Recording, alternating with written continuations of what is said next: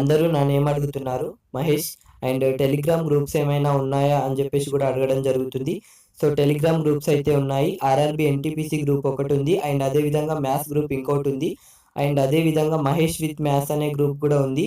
వాటి యొక్క లింక్స్ అనేది డిస్క్రిప్షన్లో ప్రొవైడ్ చేయడం జరుగుతుంది అండ్ కామెంట్ బాక్స్లో కూడా ఇవ్వడం జరుగుతుంది. చూడండి, జాయిన్ అయ్యే వాళ్ళు జాయిన్ అవ్వచ్చు. సో జామెట్రీ పార్ట్ 2 ఇది. పార్ట్ 1 చూసిన తర్వాతే పార్ట్ 2 చూడండి. సో జామెట్రీకి సంబంధించిన పార్ట్ 1 అయితే మనం చెప్పుకోవడం జరిగింది. అందులో రేట్ 1 లో మనం రేఖల గురించి కోణాల గురించి కంప్లీట్ గా డిస్కస్ చేయడం జరిగింది. సో వీడియోని స్కిప్ చేయకుండా చూడండి, ఎందుకంటే ప్రతి పాయింట్ కూడా ఇంపార్టెంట్. ఎందుకోసం అంటే మనం పార్ట్ 1 లో చెప్పుకున్నాం. సో కోణం అంటే ఏంది? రెండు కిరణాలచే ఏర్పడేది. సో రెండు కిరణాలకి మధ్య ఉమ్మడి బిందువు ఉంటే దాన్ని మనం ఏమన్నామని చెప్పుకున్నాం? శీర్షం అన్నమని చెప్పుకున్నాం. సో ఈ విధంగా ప్రతి పాయింట్ అనేది ఇంపార్టెంట్ కాబట్టి వీడియోని స్కిప్ చేయకుండా చూడండి. ఈ రోజు జామెట్రీలో ట్రయాంగిల్స్ గురించి మరియు మొత్తం కాన్సెప్ట్ అనేది డిస్కస్ చేద్దాం. సో జామెట్రీకి సంబంధించిన మొత్తం టాపిక్ అయితే ఈ రోజు కంప్లీట్ చేసుకుందాం. సో ఫస్ట్ ఇక్కడ త్రిభుజం గురించి తెలుసుకుందాం మనం. ఫస్ట్ త్రిభుజం అంటే మనకి ట్రై అంటే తెలుసు 3. సో 3 భుజాలచే ఏర్పడేది. ట్రై అంటే మనకు తెలుసు 3. అదే విధంగా 3 అంటే కూడా మనకు తెలుసు 3 అని చెప్పేసి. సో ఈ 3 భుజాలచే ఏర్పడేది మనం త్రిభుజం అని చెప్పేసి అంటుంటాం. సో మరి 3 భుజాలచే అంటే ఇక్కడ ఒక భుజం ఉంది, మళ్ళీ ఇదొక భుజం, మళ్ళీ ఇంకొక భుజం, ఇదొక భుజం. సో ఇప్పుడు 3 భుజాలతో త్రిభుజం ఏర్పడుతుందా అంటే 3 భుజాలచే ఏర్పడేది త్రిభుజమా అంటే కాదు. మనం త్రిభుజం యొక్క డెఫినేషన్ ఫస్ట్ చెప్పుకుందాం చూడండి. సో ఇక్కడ 3 భుజాలచే ఏర్పడింది సరళ సంవృత పటాన్ని, 3 భుజాలు కలిగిన సరళ సంవృత పటాన్ని త్రిభుజం అని చెప్పేసి అంటుంటాం. సో ఇక్కడ చెప్పాలి అంటే ఆది బిందువు అంత్య బిందువు ఒకటే అయి ఉంటే దాన్ని త్రిభుజం అంటాం అనమాట. సో ఇక్కడ ఆది బిందువు ఇదే అంటే ఇక్కడ స్టార్టింగ్ పాయింట్ ఇదే ఉంది, ఎండింగ్ పాయింట్ కూడా ఇదే. ఇక్కడ నుంచి స్టార్ట్ అయింది, ఆ తర్వాత ఇంకొక భుజం అయిపోయింది, ఆ తర్వాత ఇంకొక భుజం. అంటే ఆది బిందువు అంత్య బిందువు. సో ఆది బిందువు అంత్య బిందువు ఒకటే ఉంటది కదా. So starting point ending point ఒకటే దగ్గర ఉండన్నమాట. ఇక్కడ స్టార్టింగ్ పాయింట్ చేసినాం కదా, ఇక్కడ నుంచి ఎండింగ్ పాయింట్ కూడా ఇక్కడనే ఉంది. అంటే ఆది బిందువు అంత్య బిందువు ఒకటే ఉండి 3 భుజాలచే ఏర్పడేది మనకి ఏమంటామంటే త్రిభుజం అని చెప్పేసి చెప్పుకోవచ్చు. సో సరళ సంవృత పటం అంటే క్లోజ్డ్ ఫిగర్. ఇది ఓపెన్ ఉంది కదా, ఇక్కడ ఇది క్లోజ్డ్ ఫిగర్ లేదు కదా. సో సరళ సంవృతం అంటే క్లోజ్డ్ ఫిగర్ ని మనం సరళ సంవృత పటం అని చెప్పేసి అంటుంటాం. సో ఇప్పుడు మనకి డెఫినేషన్ కూడా ఈజీగా గుర్తుంటుంది, ఎందుకోసం అంటే ఎక్స్ప్లెనేషన్ చేయడం వల్ల. సో 3 భుజాలు కలిగిన సరళ సంవృత పటాన్ని త్రిభుజం అని చెప్పేసి అంటూ ఉంటాం అనమాట. సో ఇప్పుడు త్రిభుజం విషయానికి వచ్చేసరికి ఇది త్రిభుజం అని చెప్పేసి మనకు తెలిసింది. ఈ త్రిభుజంలో ఏమేమి ఉంటాయో ఫస్ట్ చూద్దాం మనం. సో త్రిభుజంలో ఏముంటాయంటే ఇక్కడ ఒకటి, ఇక్కడ ఒకటి, ఇక్కడ ఒకటి. దీన్ని ఏమంటామంటే నేను నిన్న చెప్పడం జరిగింది.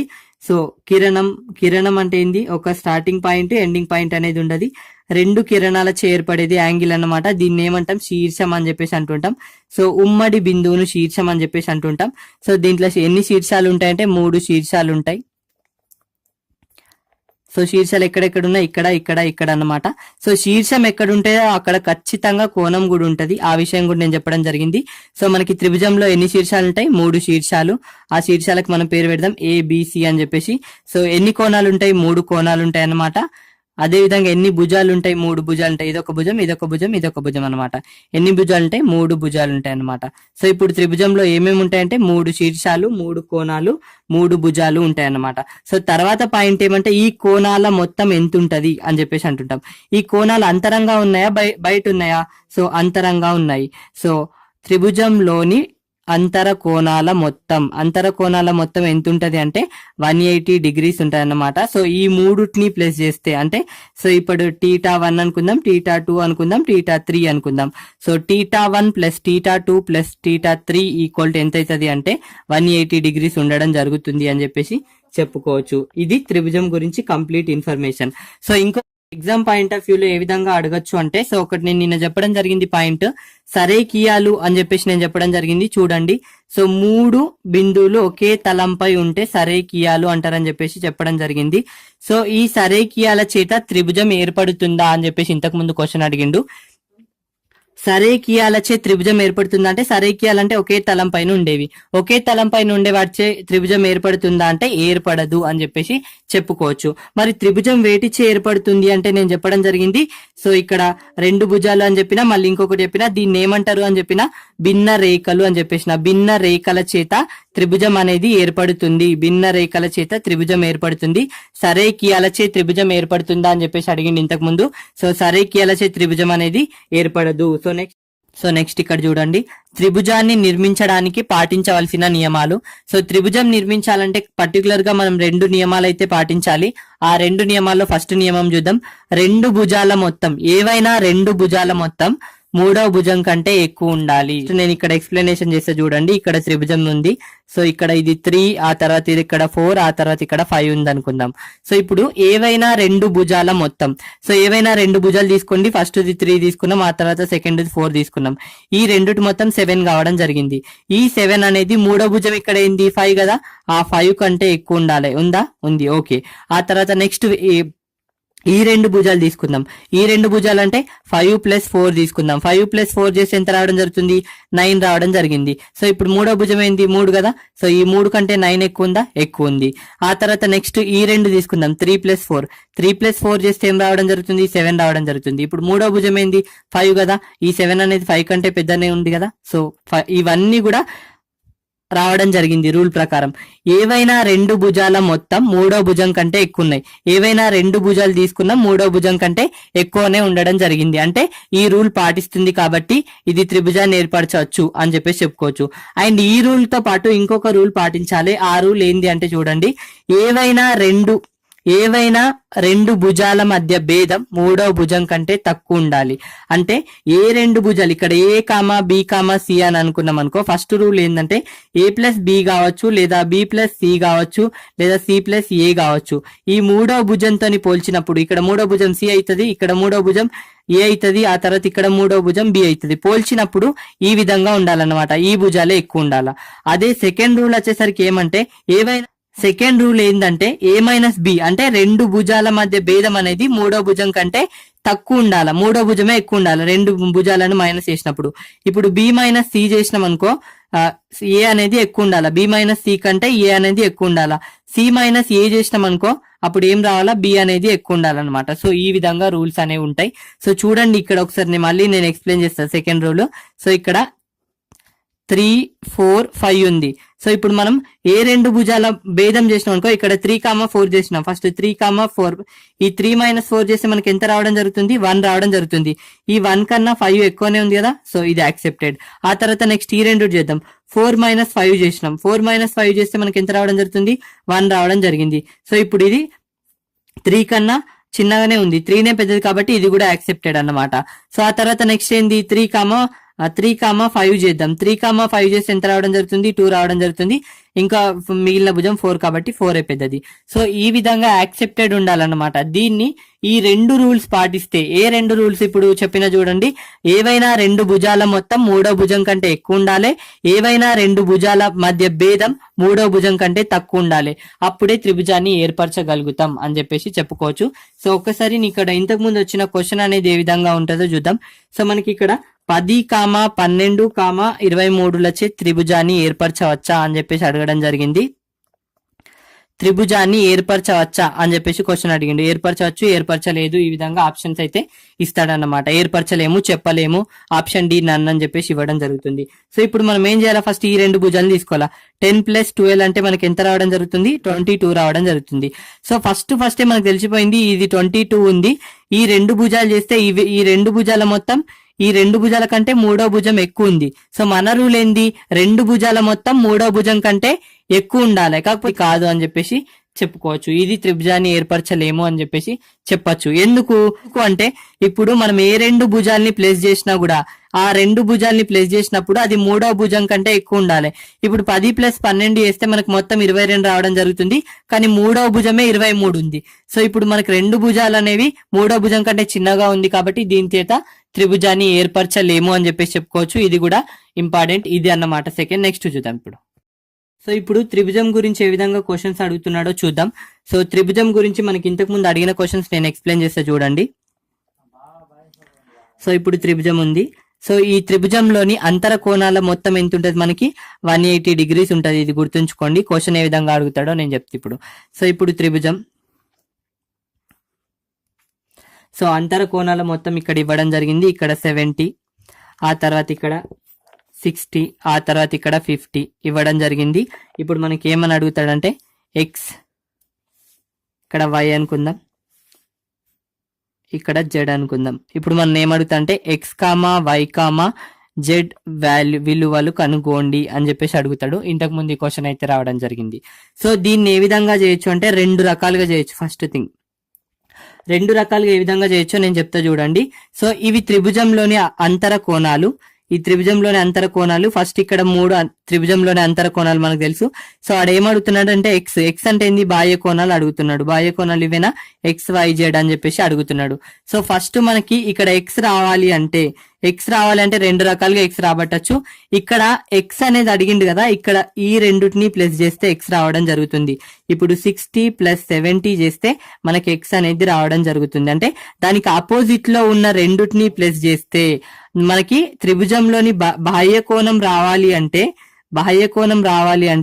ఆపోజిట్ లో ఉన్న అంతర కోణాల మొత్తం అన్నమాట. ఆపోజిట్ లోని 2 అంతర కోణాల మొత్తం. సో అంటే ఇప్పుడు ఎక్స్ ఈక్వల్ టు రావాలి అంటే ఇక్కడ 60 + 70 చేస్తే 130 రావడం జరుగుతుంది. ఇది ఎక్స్ ఈక్వల్ టు 130 అని చెప్పేసి చెప్పుకోవచ్చు. ఇక్కడ జెడ్ కి ఆపోజిట్ లో ఏమేమి ఉన్నాయి, 60 + 50 ఉంది. సో ఇప్పుడు జెడ్ ఈక్వల్ టు ఎంత, 60 + 50 అంటే 110 అని చెప్పేసి చెప్పుకోవచ్చు ఈ విధంగా. ఆ తర్వాత వై ఈక్వల్ టు ఎంత అని అడిగినప్పుడు ఈ రెండుటిని ప్లస్ చేసేయాలి. అప్పుడు 70 + 50 అంటే మనకి ఎంత రావడం జరుగుతుంది, 120 రావడం జరుగుతుంది. ఈ విధంగా మనం ఫైండ్ అవుట్ చేయొచ్చు అని చెప్పేసి చెప్పుకోవచ్చు. సో ఇంకా ఈజీగా మనం ఏ విధంగా ఫైండ్ అవుట్ చేయొచ్చు అంటే నేను నిన్న చెప్పడం జరిగింది. సో ఇప్పుడు మన క్వశ్చన్ లో ఈ విధంగా ఇచ్చిండు. ఇక్కడ ఎంత ఇచ్చిండు, 50 ఇచ్చిండు. ఆ తర్వాత ఇక్కడ ఇచ్చిండు ఈ విధంగా 60 ఇచ్చిండు. ఇక్కడ ఎంత ఇచ్చిండు, 70 ఇచ్చిండు. ఆ తర్వాత ఎక్స్, ఇక్కడ జెడ్, ఆ తర్వాత ఇక్కడ ఎక్స్, ఇక్కడ వై అని చెప్పేసి ఇవ్వడం జరిగింది. సో ఇప్పుడు మనకు కనుక్కోవాలా అని అన్నాడు.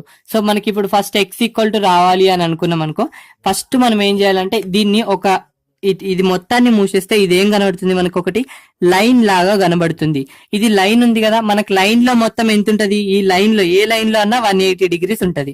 సో ఇక్కడ 50 ఆల్మోస్ట్ ఉంది, మిగతాది ఎంత ఉంటది, 130 ఉంటుందా. సో ఇప్పుడు ఎక్స్ ఈక్వల్ టు ఎంత అంటే 130 అని చెప్పేసి చెప్పుకోవచ్చు. ఆ తర్వాత వై ఈక్వల్ టు కావాలన్నాం అనుకో, ఇది మూసేసినాం అనుకో, ఇది కూడా ఒక లైన్ లాగానే కనబడుతుంది. ఆల్రెడీ ఇక్కడ 60 ఉంది, మొత్తం మనకి ఎంత 180 అని తెలుసు. ఇక్కడ మిగిలింది ఎంత 120. ఇప్పుడు 120 అని చెప్పేసి చెప్పుకోవచ్చు. ఈ విధంగా మనం చెప్పొచ్చు.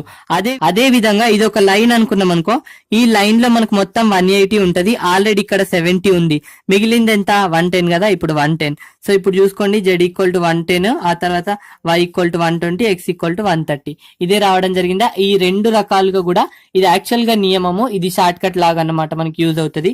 ఇటువంటి క్వశ్చన్స్ అయితే అడగడం జరుగుతుంది ఈ విధంగా మనకి ఇచ్చి, లేదంటే యాక్చువల్ గా ఇంత కూడా అడగడు, మొత్తానికి ఈ విధంగా ఇచ్చేసి ఇక్కడ 30 ఇస్తాడు, ఆ తర్వాత ఇక్కడ 20 ఇస్తాడు, ఆ తర్వాత ఇక్కడ 90 ఈ విధంగా ఏదో ఇచ్చేసి ఇక్కడ ఎక్స్ వాల్యూ ఎంత అని చెప్పేసి అడుగుతాడు.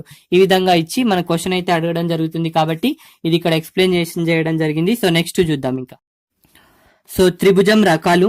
సో త్రిభుజంలో రకాలు ఉంటాయి అన్నమాట, వాటి గురించి ఇప్పుడు మనం డిస్కస్ చేద్దాం. ఫస్ట్ మనకి ఇక్కడ చెప్పుకోదగ్గది ఏంటంటే, ఫస్ట్ త్రిభుజం, సమబాహు త్రిభుజం గురించి మనం చెప్పుకుందాం. సమబాహు త్రిభుజం. సో సమబాహు త్రిభుజం గురించి మనం చెప్పుకుందాం ఇప్పుడు. సో త్రిభుజంలో ఎన్ని భుజాలు ఉంటాయంటే మనకి 3 భుజాలు ఉంటాయి.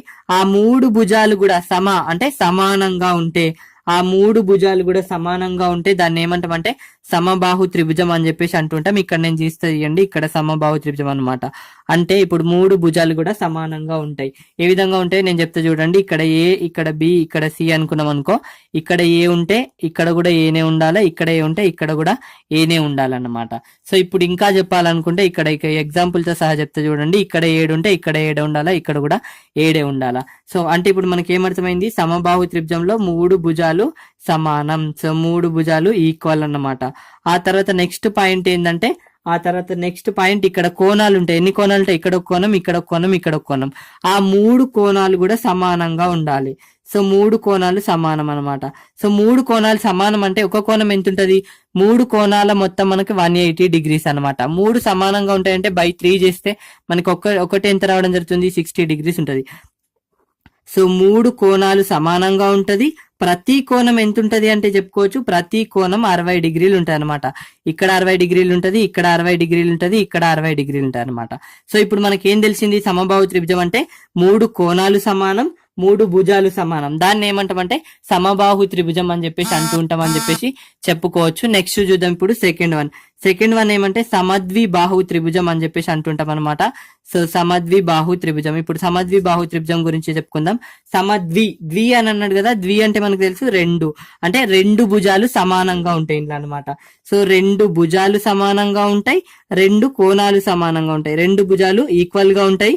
మొత్తం 3 భుజాలు ఉంటాయి. 2 భుజాలు ఈక్వల్ గా ఉంటాయి, ఇంకొక భుజం ఈక్వల్ గా ఉండదు. ఆ తర్వాత 2 కోణాలు సమానంగా ఉంటాయి. సో ఇప్పుడు మనం ఎక్స్ప్లెయిన్ చేస్తే చూడండి, ఇక్కడ ఒక త్రిభుజాన్ని చూసినాం అనుకో, దీంట్లో ఏముంటదంటే, సో ఇక్కడ ABC అని చెప్పేసి ఉందనుకో, దీంట్లో ఇక్కడ A ఉంటే ఇక్కడ కూడా ఏనే ఉండొచ్చు, ఇక్కడ B ఉంటది. ఇక్కడ 2 మాత్రమే సమానంగా ఉంటాయి, అవి ఏవైనా పర్లేదు, 2 మాత్రం సమానంగా ఉంటాయి అనమాట. మూడోది డిఫరెంట్ గా ఉంటది. కాబట్టి 2 భుజాలు సమానంగా ఉండి 2 భుజాలు సమానంగా దాన్ని ఏమంటామంటే సమద్విబాహు త్రిభుజం అని చెప్పేసి అంటుంటాం. దీంట్లో 2 కోణాలు కూడా సమానంగా ఉంటాయి. ఎగ్జాంపుల్ ఇక్కడ 65 ఉంది అనుకో, ఇక్కడ కూడా 65 ఉంటది. 65 వెళ్ళిపోతే మనకి ఎంత ఉంటది, ఇంకా 130 పోతే ఇక్కడ మిగిలింది ఏంది 50 ఉంటది అనమాట. అంటే 2 కోణాలు సమానంగా ఉంటాయి, ఇంకొక కోణం సమానంగా ఉండదు. ఇంకా సూచించాలంటే ఇక్కడ 5, ఇక్కడ ఒక భుజం 5 ఉంటే ఇంకొక భుజం కూడా 5 ఉంటది, ఇంకొక భుజం మాత్రం 3 ఎంతో డిఫరెంట్ గా ఉంటది అనమాట. అంటే 2 భుజాలు సమానం, 2 కోణాలు సమానం గలది ఏది అంటే సమద్విబాహు త్రిభుజం అని చెప్పేసి చెప్పుకోవచ్చు. ఇది సమబాహు త్రిభుజం, సమద్విబాహు త్రిభుజం గురించి. నెక్స్ట్ ఇంకా థర్డ్ది విషమ బాహు త్రిభుజం, దాని గురించి కూడా మనం ఇక్కడ ఎక్స్ప్లెనేషన్ చేసుకుందాం చూడండి. సో విషమ బాహు త్రిభుజం. సో విషమ బాహు త్రిభుజం అంటే ఏం లేదు, ఏం కూడా దీంట్లో సమానంగా ఉంటాయి అనమాట. 3 ఉంటే 3 కూడా డిఫరెంట్ గా ఉంటాయి అనమాట. ఏ ఒక్క భుజం కూడా సమానంగా ఉండదు. ఇక్కడ A, B, C ఉందనుకో, ఇది A ఉంటే ఇది B ఉంటది, ఇది C ఉంటది అనమాట. అంటే ఎగ్జాంపుల్ ఇక్కడ తీసుకుంటే ఇక్కడ 3 ఉంటే ఇక్కడ 4 ఉంటే ఇక్కడ 5 ఉంటది అనమాట. ఏ ఒక్కటి కూడా సమానంగా ఉండదు. సో 3 భుజాలు ఏ ఒక్కటి కూడా సమానంగా ఉండకుంటే 3 భుజాలు కావచ్చు, 3 కోణాలు కావచ్చు. ఇక్కడ 60 ఉంటే ఇక్కడ 50 ఉంటది, మీ ఇక్కడ 70 ఉంటది అనమాట. సో 3 భుజాలు డిఫరెంట్ గా, 3 కోణాలు ఏ ఒక్కటి కూడా సమానంగా ఉండదు, నాట్ ఈక్వల్. సో భుజాలు కావచ్చు, కోణాలు కావచ్చు సమానంగా ఉండకపోతే దాన్ని ఏమంటామంటే విషమ బాహు త్రిభుజం అని చెప్పేసి అంటుంటాం అనమాట. ఇది విషమ బాహు త్రిభుజం గురించి. లాస్ట్ అండ్ ఫైనల్ లంబ కోణ త్రిభుజం అని చెప్పేసి అంటుంటాం. ఈ దాని గురించి ఎక్కువగా ఎక్కడ ఏముండదు, కాకపోతే చాలా చాలా చాలా చాలా ఇంపార్టెంట్ అనమాట. క్వశ్చన్స్ అనేవి ఇక్కడ నుంచే రావడం జరుగుతుంది, మీకు అర్థమైంది ఇప్పుడు. సో లంబ కోణ త్రిభుజం, రైట్ యాంగిల్ అని చెప్పేసి అంటుంటాం అనమాట. ఈ నేను చెప్పిన లంబ కోణం అంటే ఏంది, ఎల్ ఆకారంలో ఉంటది ఈ త్రిభుజం. లంబ అని ఎక్కడ వచ్చినా అది ఎల్ అన్నమాట, ఎల్ ఆకారంలో ఉంటది. ఈ విధంగా ఉంటది అనమాట త్రిభుజం. సో ఇక్కడ ఎంత ఉంటుంది అంటే 90 డిగ్రీలు ఉంటది అనమాట. ఇగో ఒక త్రిభుజంలో ఒక కోణం 90 డిగ్రీలు ఉంటే దాన్ని ఏమంటామంటే లంబ కోణ త్రిభుజం అని చెప్పేసి అంటుంటాం అనమాట. సో ఈ లంబ కోణ త్రిభుజం అనేది చాలా ఇంపార్టెంట్. ఈ లంబ కోణ త్రిభుజంలో ఈ లంబ కోణానికి ఎదురుగా ఉండేది, అంటే దీనికి ఎదురుగా ఉండేదాన్ని కర్ణం అని చెప్పేసి అంటుంటాం అనమాట. డైగోనల్ అని చెప్పేసి అంటుంటాం మనం. సో ఈ కర్ణం గురించి చెప్పాలి అంటే, సో ఇప్పుడు చూద్దాం, ఇక్కడ నుంచి క్వశ్చన్స్ అనేవి రావడం జరుగుతుంది కాబట్టి నేను చెప్తా చూడండి మళ్ళీ. సో ఇక్కడ లంబ కోణం త్రిభుజంలో లంబ కోణానికి ఎదురుగా ఉండే భుజాన్ని మనం ఏమంటామంటే దీన్ని ఏమంటామంటే కర్ణం అంటాం అనమాట. సో దీన్ని కర్ణాన్ని ఫైండ్ అవుట్ చేయండి అని చెప్పేసి అంటుంటాం. సో కర్ణము స్క్వేర్ ఈక్వల్ టు మనకి భుజము స్క్వేర్ ప్లస్ భుజము స్క్వేర్. చాలా ఇంపార్టెంట్ ఫార్ములా ఇది, మెన్సురేషన్ లో చాలా చాలా చాలా యూజ్ అవుతుంది, చూసుకోండి. సో ఇప్పుడు కర్ణము స్క్వేర్ ఈక్వల్ టు భుజము స్క్వేర్ ప్లస్ భుజము స్క్వేర్. ఇది కర్ణము స్క్వేర్ ఈక్వల్ టు, అయితే కర్ణం ఈక్వల్ టు కావాలంటే ఏం చేయాలంటే √ భుజము స్క్వేర్ ప్లస్ భుజము స్క్వేర్ అంటే మనకి రావడం జరుగుతుంది. సో ఒక ఎగ్జాంపుల్ చెప్తా చూడండి. ఇక్కడ ఏ విధంగా అంటే ఈ విధంగా క్వశ్చన్ అయితే ఇవ్వడం జరుగుతుంది. ఈ విధంగా ఇస్తాడు క్వశ్చన్, ఇక్కడ 3 ఇస్తాడు, ఆ తర్వాత ఇక్కడ 4 ఇస్తాడు, ఇక్కడ వాట్ అని చెప్పేసి అడుగుతాడు. సో మనం ఏం చేస్తాం, దీన్ని చూడగానే ఇది లంబకోణ త్రిభుజం, ఓకే. అయితే ఇక్కడ కావాలి అంటే ఇదేంది, కర్ణము. సో మన కర్ణము స్క్వేర్ ఈక్వల్ టు మనకు తెలుసు ఏంది, భుజము స్క్వేర్ ప్లస్, సో కర్ణము స్క్వేర్ ఈక్వల్ టు మనకు తెలుసు భుజము స్క్వేర్ ప్లస్ భుజము స్క్వేర్. సో అప్పుడు మన కర్ణము స్క్వేర్ ఈక్వల్ టు, ఇది కర్ణం ఈక్వల్ టు మనకి ఏం తెలుసు √ భుజము స్క్వేర్ ప్లస్ భుజము స్క్వేర్. సో ఇక్కడ ఎన్ని భుజాలు ఉన్నాయి? 2 భుజాలు ఉన్నాయి. 2 భుజాలు అంటే ఏంది? ఒకటి 3 స్క్వేర్ ప్లస్ ఒకటి 4 స్క్వేర్ అంటే ఎంత? 16 ప్లస్ 9 అంటే ఇక్కడ 25 కావడం జరుగుతుంది. సో 25 అంటే 5. సో ఇప్పుడు కర్ణం ఎంత అంటే 5 అని చెప్పేసి చెప్పుకోవచ్చు. ఈ విధంగా క్వశ్చన్ అయితే అడుగుతాడు. సో ఈ 2 ఇచ్చి ఇక్కడ ఎంత అని చెప్పేసి అడగచ్చు. సో ఇది ఈ విధంగా క్వశ్చన్ అయితే అడగడం జరుగుతుంది కాబట్టి కర్ణం గురించి చూసుకోండి, చాలా ఇంపార్టెంట్. ఇది లంబకోణ త్రిభుజం గురించి. సో లంబకోణ త్రిభుజం గురించి ఇంకొక పాయింట్ చెప్తా చూడండి. సో మరి ఇక్కడ సమబాహు త్రిభుజం అని చెప్పేసి చెప్పిన ఈ సమబాహు త్రిభుజంలో లంబకోణ త్రిభుజం ఏర్పడుతుందా అంటే ఏర్పడదు. ఎందుకోసం అంటే ఇక్కడ ఈ సమబాహు త్రిభుజం అనుకున్నాం అనుకో, ఈ సమబాహు త్రిభుజంలో ఇక్కడ 90 డిగ్రీలు అనుకో, ఇక్కడ కూడా 90 ఉండాలా, ఇక్కడ కూడా 90 ఉండాలా. సో ఈ మూడు చేస్తే మనకి 270 రావడం జరుగుతుంది. సో మనకి యాక్చువల్ గా త్రిభుజంలోని అంతర కోణాల మొత్తం ఎంత? 180 డిగ్రీసే. ఇక్కడ 270 రావడం జరుగుతుంది కాబట్టి ఈ సమబాహు త్రిభుజంలో లంబకోణ త్రిభుజం అనేది ఏర్పడదు. నెక్స్ట్ చూద్దాం సమద్విబాహు. ఈ సమద్విబాహు త్రిభుజంలో లంబకోణ త్రిభుజం అనేది ఉంటుందా? సో ఇప్పుడు చూద్దాం సమద్విబాహు త్రిభుజంలో లంబకోణం అనేది ఉంటుందా. సో చూద్దాం ఇక్కడ. సో ఇప్పుడు ఒకటి సమద్విబాహు అంటే మనకు తెలుసు 2 భుజాలు సమానంగా ఉండాలి, 2 కోణాలు సమానంగా ఉండాలి.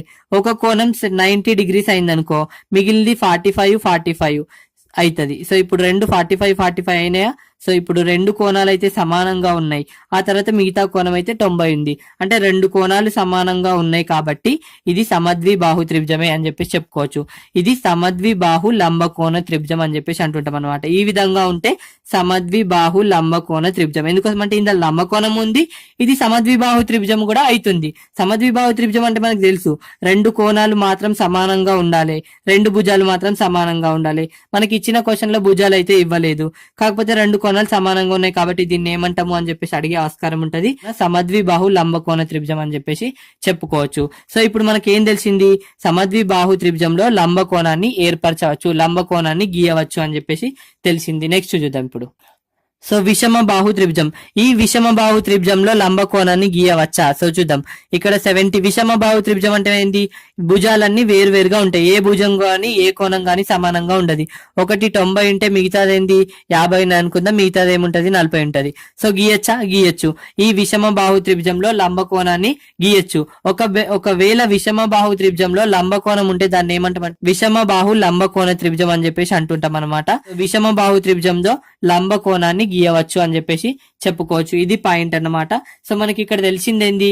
సమబాహు త్రిభుజంలో లంబకోణాన్ని గీయలేము, సమద్విబాహు త్రిభుజంలో గీయగలము, విషమ బాహు త్రిభుజంలో కూడా గీయగలము. ఆ తర్వాత ఇక్కడ లంబకోణం గురించి చెప్పుకోవాల్సి వస్తే లంబకోణం గురించి అయితే ఎక్స్ప్లెనేషన్ చేయడం జరిగింది. ఒక లంబకోణ త్రిభుజంలో లంబకోణానికి అపోజిట్ గా ఉండేది, ఎదురుగా ఉండేదాన్ని కర్ణం అని చెప్పేసి అంటుంటాం అనమాట. సో కర్ణము స్క్వేర్ ఈక్వల్ టు భుజము స్క్వేర్ ప్లస్ భుజము స్క్వేర్ అనే ఫార్ములా రావడం జరిగింది. దాని గురించి ఎక్స్ప్లెనేషన్ కూడా చేయడం జరిగింది. ఇది త్రిభుజ రకాల గురించి. పాలిగన్స్, బహుభుజులు. సో దీని గురించి కూడా క్వశ్చన్ అయితే రావడం జరుగుతుంది కాబట్టి సో ఒకసారి చెప్తా చూడండి. సో ఫస్ట్ బహుభుజులు అంటే ఏందో తెలియాలి. బహుభుజులు అంటే ఏం లేదనమాట. సో త్రిభుజము ఒక బహుభుజే, చతుర్భుజము ఒక బహుభుజే. కాకపోతే దీన్ని ఏమంటామంటే త్రిభుజం అంటే మనకు తెలుసు 3 భుజాలు గలది. సో 3 భుజాలు గల బహుభుజి పేరే, 3 భుజాలు గల బహుభుజి పేరు మనం త్రిభుజం అని చెప్పేసి అంటుంటాం అనమాట. సో త్రిభుజం అని చెప్పేసి అంటాం. అదే 4 భుజాలు గల బహుభుజి పేరేంది అంటే చతుర్భుజం అని చెప్పేసి అంటుంటాం అనమాట. 5 భుజాలు గల బహుభుజి పేరే మనం ఏమంటామంటే పంచమ భుజి అని చెప్పేసి అంటుంటాం అనమాట. దీంట్లో 5 ఉంటాయి. 6 భుజాలు గల బహుభుజి పేరు అష్టభుజి, 7 భుజాలు గల బహుభుజి పేరు ఈ విధంగా మనం సప్తభుజి అని చెప్పేసి చెప్తుంటాం అనమాట. బహుభుజి అంటే ఏం లేదన్నమాట, భుజాలు గలది అని చెప్పేసి చెప్తుంటాం. సో పాలిగన్స్ అని చెప్పేసి అంటుంటాం అనమాట. సో క్వశ్చన్ అయితే ఇక్కడ నుంచి రావడం జరుగుతుంది కాబట్టి సో ఇక్కడ నుంచి క్వశ్చన్స్ అనేవి 3 రకాలుగా అడగడం జరుగుతుంది బేసిక్ గా. ఆ 3 రకాలని కూడా నేను ఇప్పుడు చెప్పడం జరుగుతుంది చూడండి. సో ఫస్ట్ ఏ విధంగా అడగచ్చు అంటే సో ఈ బహుభుజిలోని కర్ణాల సంఖ్య అని చెప్పేసి అడగచ్చు. సో ఎన్ బహుభుజిలోని కర్ణాల సంఖ్య. సో ఎన్ బహుభుజిలోని కర్ణాల సంఖ్య. సో బహుభుజిలోని కర్ణాల సంఖ్యను కనుక్కోవడానికి ఫార్ములా అన్నమాట ఇది n×n-3/2. ఏ విధంగా అంటే ఒకసారి చూడండి, మనకి ఇక్కడ ఫస్ట్ మనం ఇక్కడ ఈ బహుభుజం తీసుకున్నాం అనుకో, ఇది ఇది దీర్ఘ చతురస్రం. దీనిలో ఎన్ని కర్ణాలు ఉంటాయి? 2 కర్ణాలు ఉంటాయి. ఇదే కదా కర్ణం, పొడవైంది ఇది. సో ఇప్పుడు 2 కర్ణాలు ఉంటాయి, ఇదైతే తెలుసు. ఒకవేళ పంచమ భుజి ఇచ్చిండు అనుకో, దాంట్లో ఎన్ని కర్ణాలు ఉంటాయి అంటే మనకు తెలియదు కదా. సో శీర్షం నుంచి గీసేదే మనం, శీర్షం నుంచి అంటే ఇక్కడ శీర్షమా, ఈ శీర్షాల నుంచి గీసేవే మనం కర్ణం అని చెప్పేసి అంటుంటాం. సో పొడవైన భాగం అన్నమాట, అన్నిట్లో పొడవైన భాగాన్ని కర్ణం అని చెప్పేసి అంటుంటాం అనమాట. సో ఈ కర్ణాల సంఖ్యను కనుక్కోవడానికి, సో ఇక్కడ 4 భుజాలు ఉన్నాయి కాబట్టి, సో ఇప్పుడు 4 భుజాలు, చతుర్భుజంలోని కర్ణాల సంఖ్య అని చెప్పేసి అడుగుతాడు ఇక్కడ. సో చతుర్భుజంలోని కర్ణాల సంఖ్యను కనుక్కోండి అని చెప్పేసి అడిగినప్పుడు మనం ఏం చేయాలి అంటే, చతుర్భుజం అంటే ఎన్ని? 4. సో 4 ఇప్పుడు ఎన్ని ఈక్వల్ టు ఎంత చేయాలంటే 4 × 4 - 3/2 చేస్తే మనకు రావడం జరుగుతుంది. ఇప్పుడు 4 × 1/2 చేస్తే మనకి 2 అని చెప్పేసి రావడం జరుగుతుంది. ఇగో 2 కర్ణాలు ఏర్పడడం జరిగింది. సో ఇది మనకు తెలుసు కాబట్టి ఓకే. ఇప్పుడు అష్టభుజిలోని కర్ణాల సంఖ్య అన్నాడు అనుకో, మనం అష్టభుజిని గీయాలి, మళ్ళీ మొత్తం రాయాలి, ఇదంతా టైం వేస్ట్. కాబట్టి అష్టభుజిలోని కర్ణాల సంఖ్య అని చెప్పేసి అడిగింది అనుకో, అష్టభుజి అంటే తెలుసు మనకి 8 భుజాలు కలదు కదా. అప్పుడు n = 8 సబ్స్టిట్యూట్ చేస్తే మనకు ఆన్సర్ రావడం జరుగుతుంది. సో ఇప్పుడు n = n అంటే 8, అంటే 8 - 8 - 3/2 అంటే ఇక్కడ 8 × 5/2, సారీ ఇక్కడ 2 కదా. సో 2 అంటే ఇప్పుడు క్యాన్సిల్ చేస్తే మనకి 20. సో ఇప్పుడు అష్టభుజిలోని కర్ణాల సంఖ్య ఎంత అంటే 20 అని చెప్పేసి చెప్పుకోవచ్చు. ఈ విధంగా ఫైండ్ అవుట్ చేయొచ్చు అనమాట. సో మనం బహుభుజిలోని కర్ణాల సంఖ్యను, అంటే చతుర్భుజం కావచ్చు, త్రిభుజం కావచ్చు, పంచభుజి కావచ్చు, అష్టభుజి కావచ్చు, ఆ తర్వాత ఎన్ని సప్తభుజి కావచ్చు, దానిలోని కర్ణాల సంఖ్యను కనుక్కోవడానికి ఫార్ములా ఏది అంటే n×n-3/2 అని చెప్పేసి. సో ఇది ఎప్పుడు అడిగే మోడల్ కాబట్టి ఇంకా ఏ విధంగా అడిగే ఆస్కారం ఉంటది అంటే చెప్తా చూడండి. సో ఇక్కడ ఇంకా క్వశ్చన్ ఏ విధంగా అడగచ్చు అంటే, 20 కర్ణాలు గల బహుభుజి ఏది? 20 కర్ణాలు గల బహుభుజి ఏది? 20 కర్ణాలు గల బహుభుజి ఏది అని చెప్పేసి ఆప్షన్స్ ఇస్తాడు ఈ విధంగా. సో సప్తభుజ, ఆ తర్వాత ఆప్షన్ బి అష్టభుజ, ఆప్షన్ సి ఏదో ఒకటి, ఆప్షన్ డి = చతుర్భుజ అని చెప్పేసి ఇస్తాడు. సో ఈ విధంగా ఇచ్చినప్పుడు మనం ఆన్సర్ ఏ విధంగా చేయాలి? మనకేం తెలుసు? కర్ణాల సంఖ్యకు ఫార్ములా తెలుసు. కాకపోతే ఇక్కడ కర్ణాలు ఎన్ని కర్ణాలు ఉన్నాయని చెప్పేసి ఇచ్చిండు, ఆ బహుభుజి ఏది అని చెప్పేసి ఇచ్చిండు. అప్పుడు మనకు ఫార్ములా ఏం తెలుసు? కర్ణాల సంఖ్యకు n×n-3/2 అని చెప్పేసి తెలుసు. ఇప్పుడు సప్తభుజి తీసుకున్నాం అనుకో, 7 ప్రతిక్షేపిస్తాం, 7 × 7 - 3/2 చేసినాం అనుకో, ఇప్పుడు 7 × 4/2 రావడం జరుగుతుంది. క్యాన్సిల్ చేస్తే ఇక్కడ 14 అయితే రావడం జరుగుతుంది. అంటే ఈ సప్తభుజిలో 14 ఉంటాయి. కాకపోతే మనకి ఎన్ని కావాలా? 20 ఉండేది కావాలా, అంటే ఈ ఆప్షన్ కాదు అని చెప్పేసి చెప్పుకోవచ్చు. నెక్స్ట్ ఇది ట్రై చేద్దాం అనుకో, n×n-3/2 అంటే ఇప్పుడు 8 ని ప్రతిక్షేపించినాం అనుకో, అష్టభుజి అంటే 8 - 3/2 అంటే ఇక్కడ 8 × 5/2 రావడం జరుగుతుంది. క్యాన్సిల్ చేసి ఇక్కడ 4 × 5 అంటే 20 రావడం జరుగుతుంది. అంటే ఈ 8 అష్టభుజిలో 20 కర్ణాలు ఉంటాయి అని తెలిసి మనకు తెలిసింది కాబట్టి ఇప్పుడు ఆప్షన్ బి కరెక్ట్ అని చెప్పేసి చెప్పుకోవచ్చు. ఈ విధంగా మనం ఆలోచించి ఆన్సర్ చేయాల్సి ఉంటది అనమాట ఈ విధంగా ఇచ్చినప్పుడు. సో ఈ 2 రకాలుగానే అడగచ్చు, ఇంతకు మించి అడిగే ఆస్కారమే లేదు కాబట్టి సో ఆ 2 రకాలుగా అడిగినప్పుడు నేను చెప్పడం జరిగింది ఏ విధంగా చేయాలో చూసుకోండి. ఇది సో ఈ బహుభుజి అంటే మనకు 3 క్వశ్చన్స్ ఉంటాయి. ఒకటి కర్ణాల సంఖ్య, అంటే ఆ కర్ణాల సంఖ్యను ఏ విధంగా అడుగుతాడో నేను చెప్పడం జరిగింది. ఒకటి కర్ణాల సంఖ్య, ఆ తర్వాత అంతర కోణాల మొత్తం 1, బాహ్య కోణాల మొత్తం 1. ఈ 3 రకాలుగానే క్వశ్చన్ అడిగే ఆస్కారం ఉంటది. ఫస్ట్ ఆల్రెడీ మనం ఒకటి డిస్కస్ చేసినాం, ఇంకో 2 డిస్కస్ చేద్దాం ఇప్పుడు. n భుజాలు గల బహుభుజిలోని అంతర కోణాల మొత్తం. మన కర్ణాల మొత్తం అని అడిగిండు. ఈ సెకండ్ పాయింట్ ఏంటంటే అంతర కోణాల మొత్తం. సో ఇప్పుడు చూద్దాం, అంతర కోణాల మొత్తానికి ఫార్ములా ఏంది? n-2 × π. ఇక్కడ π అంటే 180 గుర్తుంచుకోండి. సో π అంటే 180 అన్నమాట. సో ఇప్పుడు నేను చెప్తా చూడండి, క్వశ్చన్ అనేది ఏ విధంగా ఉంటది. అసలు ఇక్కడ అంతర కోణాలు అంటే ఏందని చెప్పేసి చెప్తా. ఇక్కడ త్రిభుజం ఇచ్చిండు. సో త్రిభుజంలో ఎన్ని అంతర కోణాలు ఉంటాయి? 3 అంతర కోణాలు ఉంటాయి. వీటి మొత్తం 180 degrees ఉంటది, మనకు తెలుసు. ఓకే, నెక్స్ట్ ఏమో చతుర్భుజం. చతుర్భుజం తీసుకుంటే ఇక్కడ లంబ కోణాలు ఉంటాయి. వీటి మొత్తం 360 degrees ఉంటాయి. ఇది కూడా మనకు తెలుసు. సో మళ్ళీ ఇక్కడ పంచభుజి ఇచ్చిండు అనుకో, మరి పంచభుజిలోని అంతర కోణాల మొత్తం ఇక్కడ అంతర కోణాలు 5 ఉంటాయి. ఇప్పుడు ఈ 5 మొత్తం ఎంత ఉంటుందో మనకు తెలుసా? తెలీదు. అదే ఇంకా సప్తభుజి ఈ విధంగా ఇచ్చినప్పుడు వీటి మొత్తం ఎంత ఉంటుందో తెలియదు కాబట్టి సో వీటి మొత్తాన్ని తెలుసుకోవడానికి ఫార్ములా ఏంటంటే n-2 ఇంటూ 5 అన్నమాట. సో వీటి మొత్తాన్ని తెలుసుకోవడానికి సో సప్తభుజి కావచ్చు, అష్టభుజి కావచ్చు, వాటిలోని మొత్తం అంతర కోణాల మొత్తాన్ని తెలుసుకోవడానికి ఫార్ములా ఏంటంటే n-2 ఇంటూ పై అన్నమాట. సో ఏ విధంగానో చూద్దాం. ఇప్పుడు ఎగ్జాంపుల్ త్రిభుజాన్ని తీసుకుందాం అనుకో. త్రిభుజంలో ఎన్ని భుజాలు ఉంటాయి? సో 3 భుజాలు ఉంటాయి. సో 3 భుజాలు కాబట్టి ఇక్కడ n=3 అన్నమాట. సో ఇప్పుడు 3-2 ఇంటూ పై అంటే ఇక్కడ 1 ఇంటూ పై అన్నమాట. సో ఇప్పుడు పై మనకు 180 అని తెలుసు. 180 ఇంటూ 1 అంటే 180 అన్నమాట. సో ఇప్పుడు త్రిభుజంలోని అంతర కోణాల మొత్తం ఎంత అంటే 180 అని చెప్పేసి చెప్పుకోవచ్చు. అదే ఇక్కడ మనం 4 భుజాలు చతుర్భుజంలోని అంతర కోణాల మొత్తం ఇప్పుడు 4 - 2 ఇంటూ 5 ఇప్పుడు ఎంత 2 ఇంటూ 180 అంటే ఎంత ఉంటుంది? 360 ఉంటాయి అని చెప్పేసి చెప్పుకోవచ్చు. అదే 5కి వెళ్ళినాం అనుకో, ఇక్కడ 5 భుజాలు ఉంటాయి కాబట్టి 5 - 2 n-2 కదా, 5 - 2 ఇంటూ 180 అంటే మనకి ఎంత రావడం జరుగుతుంది? 3 ఇంటూ 180 అంటే 540 ఉంటాయి అని చెప్పేసి చెప్పుకోవచ్చు అనమాట. సో క్వశ్చన్ ఏ విధంగా అడుగుతాడు అంటే ఇప్పుడు ఒక క్వశ్చన్ చూద్దాము. అష్టభుజిలోని అంతర కోణాల మొత్తం. సో అష్టభుజిలోని అంతర కోణాల మొత్తం అని చెప్పేసి అడుగుతాడు. సో అష్టభుజి అంటే మనకు తెలుసు, ఇక్కడ అంతర కోణాలు అంటే తెలుసు మనకి లోపల ఉండేవి. సో అష్టభుజి అంటే 8. సో మనకి ఫార్ములా తెలుసు n-2 ఇంటూ పై అని చెప్పేసి.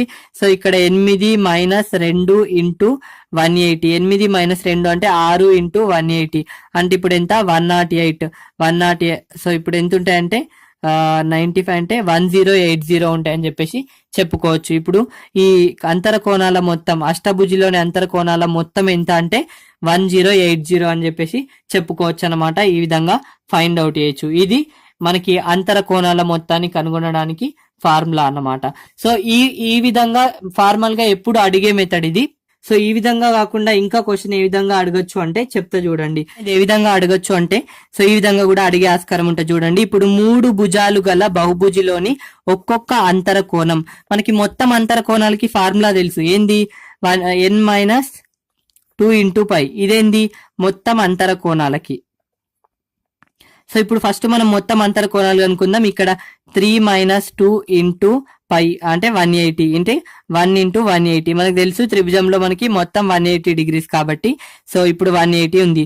ఒక్క కోణం కావాలి అంటే ఏం చేయాలంటే బై 3 చేయాలి. ఎందుకోసం అంటే ఇక్కడ 3 ఉన్నాయి కదా, 3 భుజాలంటే బై 3 చేసినాం. ఇప్పుడు 180 అంటే 60 కావడం జరుగుతుంది. నెక్స్ట్ క్వశ్చన్ చూడండి, మీకు క్లారిటీ వస్తుంది. 8 భుజాలు గల బహుభుజిలో ఒక్కొక్క అంతర కోణం. 8 భుజాలు గల బహుభుజిలోని మొత్తం అంతర కోణాల ఫార్ములా n-2 ఇంటూ పై అంటే ఇక్కడ n అంటే 8 - 2 ఇంటూ 180 అంటే ఇక్కడ 6 ఇంటూ 180 అంటే 1080 ఉంటది. 1080 బై ఎంత చేయాలా? 8 చేయాలి. ఎందుకు? 8 భుజాలు ఉంటాయి కదా, ఆ 8 భుజాలు కావాలంటే బై 8 చేయాలి. ఇప్పుడు క్యాన్సిల్ చేస్తే 8 1 = 8, ఆ తర్వాత ఇక్కడ 2 ఉంటది, 8 3 = 24, ఆ తర్వాత మళ్ళీ ఇక్కడ ఎంత ఉంటది 4 అంటే 8 5 ఒక్కొక్క భుజం ఎంత ఉంటది అంటే 135 డిగ్రీస్ అనేది ఉంటది అని చెప్పేసి చెప్పుకోవచ్చు. ఈ విధంగా ఫైండ్ అవుట్ చేయొచ్చు అనమాట.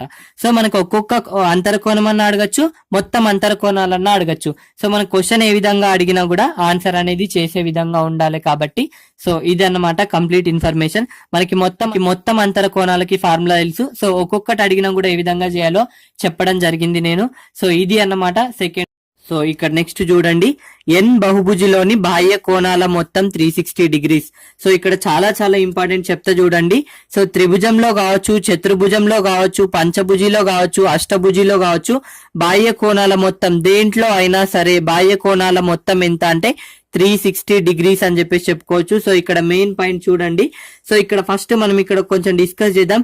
త్రిభుజంలోని అంతర్ కోణాల మొత్తం అని చెప్పేసి అన్నాడు అనుకో, త్రిభుజంలోని అంతర్ కోణాల మొత్తం ఎంత అంటే 180 డిగ్రీస్ అని చెప్పేసి చెప్తూ ఉంటాం. అదే త్రిభుజంలోని బాహ్య కోణాల మొత్తం అని చెప్పేసి అన్నాడు అనుకో, త్రిభుజంలోని బాహ్య కోణాల మొత్తం 360 డిగ్రీస్. సో అంతర కోణాల మొత్తం అనేది చేంజ్ అవుతుంది.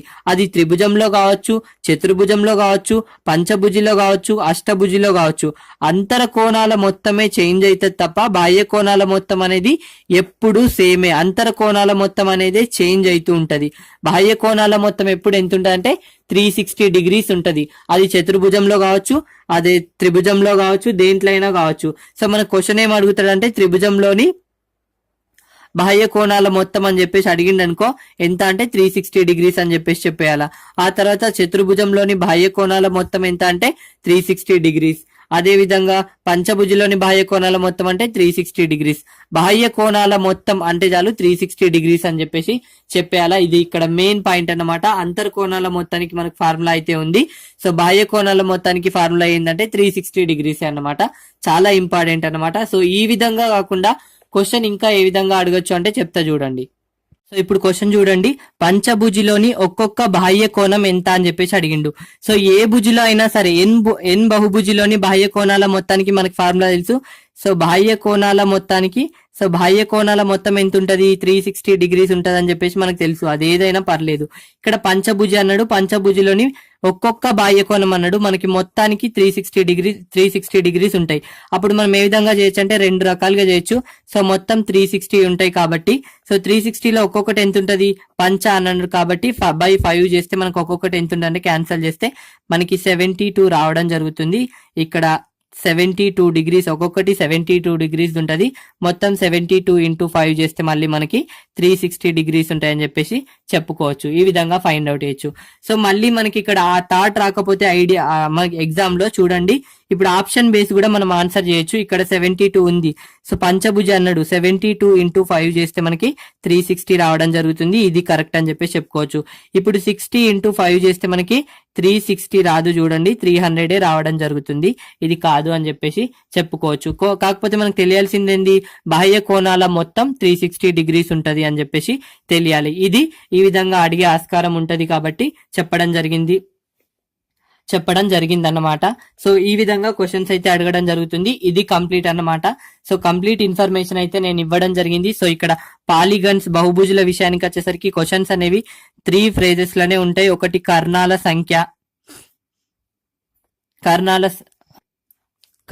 సంఖ్య, లేదంటే అంతర కోణాల మొత్తం, లేదంటే బాహ్య కోణాల మొత్తం. సో మనకి ఈజీగా ఫార్ములాస్ అన్ని నేను చెప్పడం జరిగింది. n×n-3/2 కర్ణాల సంఖ్యకి ఫార్ములా, అంతర కోణాల సంఖ్యకి మనకు ఫార్ములా చెప్పడం జరిగింది. ఏంది, n-2 ఇంటూ π. బాహ్య కోణాల మొత్తం ఎంత ఉంటది, 360 డిగ్రీస్ ఉంటది. ఈ మూడుటిని గుర్తుంచుకుంటే ఎటువంటి క్వశ్చన్ అయినా చేయొచ్చు. మూడే ఉంటాయి. ఒకటి కర్ణాల సంఖ్య అడగొచ్చు, కర్ణాల సంఖ్యకి ఫార్ములా మనకి తెలుసు, n×n-3/2. అంతర కోణాల సంఖ్య, అంతర కోణాల మొత్తం అని చెప్పేసి తెలుసు, అంతర కోణాల మొత్తానికి మనకు ఫార్ములా తెలిసి n-2 ఇంటూ π. ఆ తర్వాత బాహ్య కోణాల మొత్తం మనకి 360 డిగ్రీస్ ఉంటుందని తెలుసు. ఈ మూడే పాయింట్స్ పాలిగన్ లో. సో బహుభుజులు అనే టాపిక్ నుంచి క్వశ్చన్ వస్తే ఈ మూడిటి నుంచే రావచ్చు. సో చాలా ఇంపార్టెంట్, చూసుకోండి, చాలా ఈజీగా గెయిన్ చేసుకోవచ్చు మార్క్స్ అనేవి. సో ఇది జామెట్రీ గురించి ప్రతిదీ అయితే క్లియర్ గా చెప్పడం జరిగింది. నా వీడియోస్ మీకు నచ్చినట్లయితే ఖచ్చితంగా లైక్ చేయండి. ఎందుకోసం అంటే ఫర్దర్ వీడియోస్ కి మీరు ఇచ్చే ఎనర్జీ నాకు అది. సో ఇది అన్నమాట జామెట్రీ గురించి అయితే కంప్లీట్ ఇన్ఫర్మేషన్ చెప్పడం జరిగింది. ఇంకొంచెం ఉంది, కాకపోతే ఎగ్జామ్ పాయింట్ ఆఫ్ వ్యూలో ఏదైతే ఇంపార్టెంటో అది ప్రతిదీ కూడా క్లియర్ అండ్ క్లిస్టల్ క్లియర్ గా అయితే చెప్పడం జరిగింది. సో ఇది అన్నమాట జామెట్రీ నుంచి వచ్చే ఆస్కారం ఉన్న ఇవి ఇంతకు ముందు అడిగినవి కూడా దాదాపు అన్ని చెప్పడం జరిగింది. సో చాలా ట్రిక్స్ అయితే యూజ్ చేసి ఈ విధంగా గుర్తుపెట్టుకోవాలి. బహుభుజి అంటే ఏంది, ప్రతిదీ కూడా. సో ప్రతి వర్డ్ కి మీనింగ్ తెలిస్తేనే ఇది తెలుస్తుంది. కాబట్టి వీడియోని స్కిప్ చేయకుండా 1-2 సార్లు చూస్తే ఈజీగా మనం మార్క్స్ చేసే అవకాశం ఉంటది, మార్క్స్ గెయిన్ చేయొచ్చు. కాబట్టి సో చూడండి, 1-2 సార్లు చూసి నోట్స్ అయితే ప్రిపేర్ చేసుకోండి. అండ్ టెలిగ్రామ్ గ్రూప్ యొక్క లింక్ అనేది డిస్క్రిప్షన్ లో ప్రొవైడ్ చేయడం జరిగింది. అండ్ అదే విధంగా నా ఛానల్ ని సబ్స్క్రైబ్ చేసుకోకపోతే సబ్స్క్రైబ్ చేసుకోండి, లైక్ చేయండి, షేర్ చేయండి. Thank you for watching.